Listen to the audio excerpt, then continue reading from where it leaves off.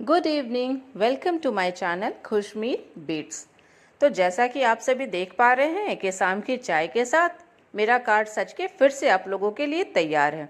तो क्या आप गेस कर पा रहे हैं कि आज की रेसिपी किस चीज़ की बनी है और ये रेसिपी है क्या? तो मैं बताती हूँ। तो आज मैंने बनाया है स्टफ मशरूम बॉम्ब। ऊपर से बिल्कुल क्रंची, अंदर से जूसी सॉफ्ट, बिल्कुल मुंह में मेल्ट होने वाला वेजिटेबल्स का बॉम्ब।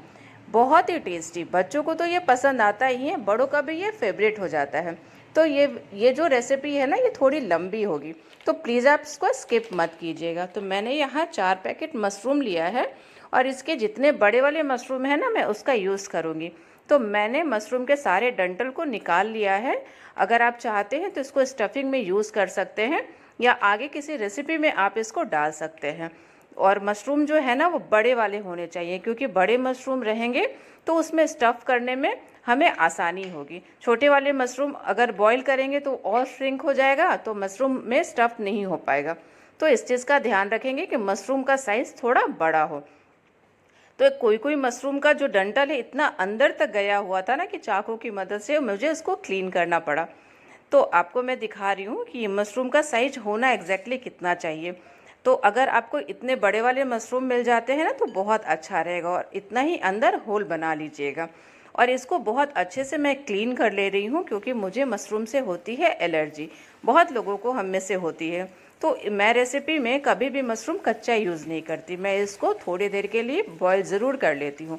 हाँ, अगर मैंने बेक किया है मशरूम को तो मैं नहीं करती, अदरवाइज़ बिना धोए तो मैं मशरूम भूल के भी यूज़ नहीं करती।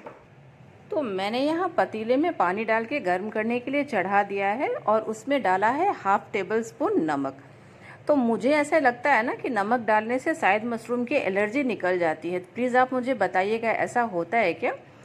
तो 1-2 मशरूम यहाँ मेरे, मुझे ना उसके अंदर स्पेस थोड़ा कम लग रहा था, तो मैंने चाकू से उसका होल थोड़ा बड़ा कर दिया है और 5 मिनट के लिए मशरूम को मैं बॉईल करने के लिए छोड़ दूँगी।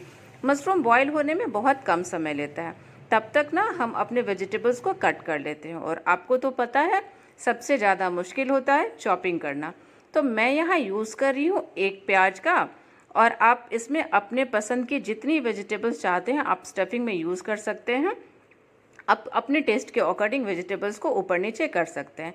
तो मैंने प्याज को बिल्कुल बारीक बारीक सा काट लिया है, क्योंकि वेजिटेबल्स जितने बारीक होंगे स्टफिंग में उतनी ही आसानी होगी। तो मैंने यहाँ एक कैप्सिकम भी यूज़ किया है, और पतला पतला उसको भी छोटा छोटा मैं कैप्सिकम को भी काट ले रही हूँ। अगर मेरा चॉपर फ्री होता ना तो मैं भी फटाफट चॉपर में डाल लेती, बट मेरा चॉपर किसी और काम में लगा हुआ है, तो मुझे हाथ से ही इसको काटना पड़ रहा है। तो यहाँ हमारा मशरूम भी रेडी हो चुका है, तो इसको ड्रेन आउट कर लेंगे और 5 मिनट के लिए इसको ठंडा कर देंगे।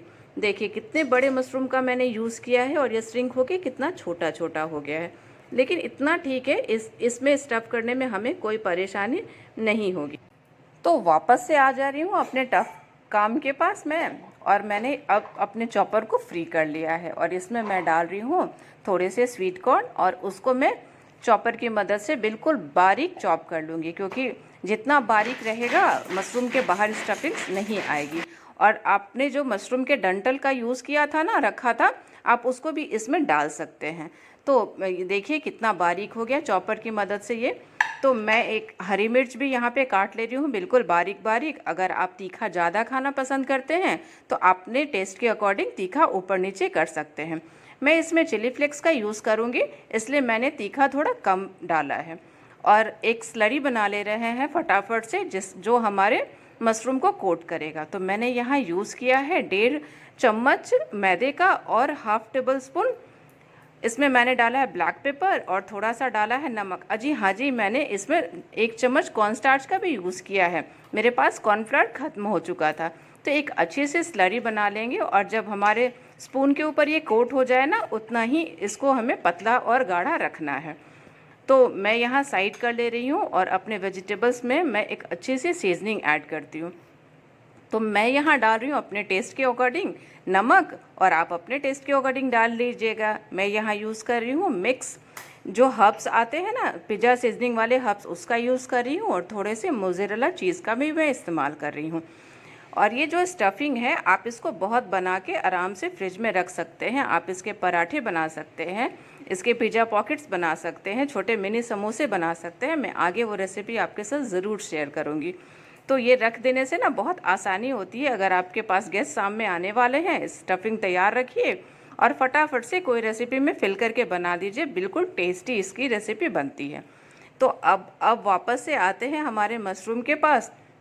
तो मैंने मशरूम को ना हल्के हाथ से दबा के उसका जो पानी है उसको निकाल लिया था और टूथपिक को थोड़ी देर के लिए रेस्ट करने के लिए रख दिया था पानी में, क्योंकि अगर हम ऐसे ही टूथपिक का यूज़ करेंगे ना तो जब हम फ्राई करेंगे तो वो जल जाएगा।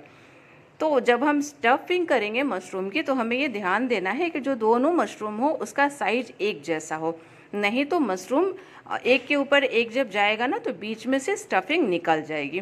तो साइज़ का ध्यान देंगे। तो देखिए मैं दोनों आपको मेज़र करके दिखा रही हूँ, इसी के अकॉर्डिंग आप यूज़ कीजिएगा। और स्टफिंग ना दोनों मशरूम के अंदर बराबर से डालेंगे, तो उससे क्या होगा कि अगर कोई भी मशरूम आपके मुंह में आता है ना तो उसमें बराबर से स्टफिंग आपके मुंह में वो बाइट में आएगा। उसके बाद हम उसको टूथपिक की मदद से फिक्स कर लेंगे। तो देखिए मैं टूथपिक इसको डाल रही हूँ इसके अंदर, और ये ना बहुत अंदर इसमें नहीं डालना है, क्योंकि जब हम कट करेंगे ना तो टूथपिक हमारे हाथ में आना चाहिए। ऐसे ही घुमा के दूसरे साइड से भी टूथपिक से इसको फिक्स कर लेंगे। देखिए बिल्कुल ऐसे ही बनाना है और ऐसे ही एक एक करके मैं आगे सारे मशरूम बना के आप लोगों को दिखाती हूँ। तो बने रहिए मेरे चैनल पे, और आप लोगों को अगर रेसिपी अच्छी लगती है तो प्लीज़ एक लाइक कमेंट अच्छा या बुरा बिल्कुल करिए। तो वापस से मैं आपको दिखाती हूँ, मेरे सारे मशरूम स्टफ़ होके तैयार हो चुके हैं। अब मैं इनके ऊपर एक अपनी स्लरी की कोटिंग करती हूँ। तो मैं यहाँ यूज़ कर रही हूँ ब्रेड क्रम्स का। 3-4 ब्रेड क्रम्स के जो चारों किनारे होते हैं ना उसको काट के 2-3 घंटे के लिए मैंने धूप दिखा दिया था, और उसके बाद घर में मिक्सर में पीस लीजिए। आपके घर के बने ब्रेड क्रम्स बिल्कुल तैयार है। मैं तो मार्केट के बिल्कुल यूज़ नहीं करती और ये फटाफट से बन भी जाता है। तो हम मशरूम को स्लरी में डिप करेंगे, उसके बाद से हल्के हाथ से ब्रेड क्रम को ना इसके ऊपर दबा दबा के इस पर थोड़ा प्रेस करके उसके ऊपर इस पर लगाना है, क्योंकि मशरूम का जो लेयर होता है ना ऊपर का वो बहुत सॉफ्ट फिसलने वाला होता है। तो ऐसे ही आप आराम से इसको इसके स्लरी में डालिए एक बार, उसके बाद ब्रेड क्रम के ऊपर कोट करिए, हल्के हाथ से ब्रेड क्रम को प्रेस करिए और एक एक करके अपने सारे मशरूम बॉम्ब्स को बना लीजिए। आप चाहते हो तो तुरंत फटाफट फ्राई करिए, अदरवाइज़ आप बाद में भी कर सकते हैं। मैंने यहाँ तेल को गर्म करने के लिए रख दिया था और ये बिल्कुल मीडियम फ्लेम पे है, क्योंकि हमने कच्चे वेजिटेबल्स का यूज़ किया है। तो हम इसको मीडियम फ्लेम पे अगर फ्राई करते हैं तो सारे वेजिटेबल्स भी पक जाएंगे और ऊपर से भी जो मशरूम है वो जूसी भी रहेगा। अगर हाई फ्लेम पे अगर हम इसको फ्राई करेंगे ना तो ये ऊपर से तो जल जाएगा और अंदर से बिल्कुल कच्चा रह जाएगा, तो वो बाइट में मज़ा नहीं आता है। क्योंकि जो 2 बड़े मशरूम थे ना उसको मैंने जब इसके पहले बनाया था तो वो कच्चे रह गए थे, तो इसीलिए मैं अपने एक्सपीरियंस से आप लोगों को बता रही हूँ। तो जब ये गोल्डन फ्राई हो जाए तो आप इसको एक एक करके निकाल लीजिए और दूसरा लॉट फिर से डाल के उसको भी निकालते जाएंगे। और ये बहुत ही टेस्टी बनता है, बहुत ज़्यादा टेस्टी। मेरे बच्चों को तो ये बहुत पसंद आता है, मेरे हस्बैंड का भी फेवरेट है और मेरे फ्रेंड्स तो इसको हमेशा बनाने की मुझसे जिद करते हैं। मेरे किटी की तो ये शान है। तो ऐसे ही करके एक एक मशरूम हम निकाल लेंगे और मैं आपको दिखाती हूँ कि ये मशरूम बना कितना, ऊपर से कितना क्रंची बना है और अंदर से कितना जूसी है। तो देख रहे हैं ना कितना अच्छा एक कबाब वाला टेक्सचर इसके ऊपर आया हुआ है। तो हम जैसे वेजिटेरियंस के लिए तो मशरूम और पनीर ही हमारा कबाब है। तो मैं इसको कट करके दिखा रही हूँ। इसके अंदर ना आप इसको करेंगे तो आपको इसके अंदर से एक अच्छा सा चीज़ का, वेजिटेबल्स का, चाइनीज़ जो सीजनिंग है ना पिज़्ज़ा सीजनिंग, उसका बहुत अच्छा सा एक स्मेल आएगा, एक अरोमा आएगा। तो देखिए बना है ना कितना juicy, soft and crunchy bombs. तो आप यकीन मानिए, आप मेरे रेसिपी को बिल्कुल ट्राई करिए, आपको बहुत अच्छा लगेगा। क्योंकि ये चाय सीरीज चल रहा है तो मैं चाय को तो बिल्कुल नहीं भूल सकती। तो यहाँ आ गई मेरी 2 प्याली चाय, 2 हमजोलियों के लिए, मेरे और मेरे हस्बैंड के लिए। तो हम इंजॉय करते हैं अपने चाय को और मैं दिखाती हूँ आपको इसको सर्व करके। तो मेरा कार्ट तैयार हो चुका है, मैंने नैपकिन पेपर नीचे बिछा दिया है और अलग अलग तरह से मैं हमेशा ट्राई करते रहती हूँ सर्व करने का, क्योंकि घर में हमें कोई जज नहीं करता और ऐसे ही हम सीखते हैं धीरे धीरे।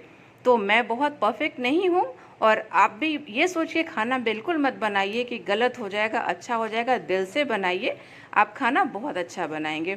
और इस पे मैं यूज़ कर रही हूँ पेरी पेरी मसाला, और टमाटो केचप में मैंने थोड़ा सा मेयोनीज मिक्स करके सर्व किया है। और ये मेरी हमजोली चाय, मैं जा रही हूँ अपने हस्बैंड के साथ शाम का नाश्ता एंजॉय करने। उम्मीद है आप लोगों को मेरी ये रेसिपी पसंद आई होगी। तो प्लीज़ मेरे चैनल को लाइक करिएगा, कमेंट करिएगा, अच्छा बुरा प्लीज़ मुझे बताइए कि आप लोगों को कैसा लगा। Bye bye.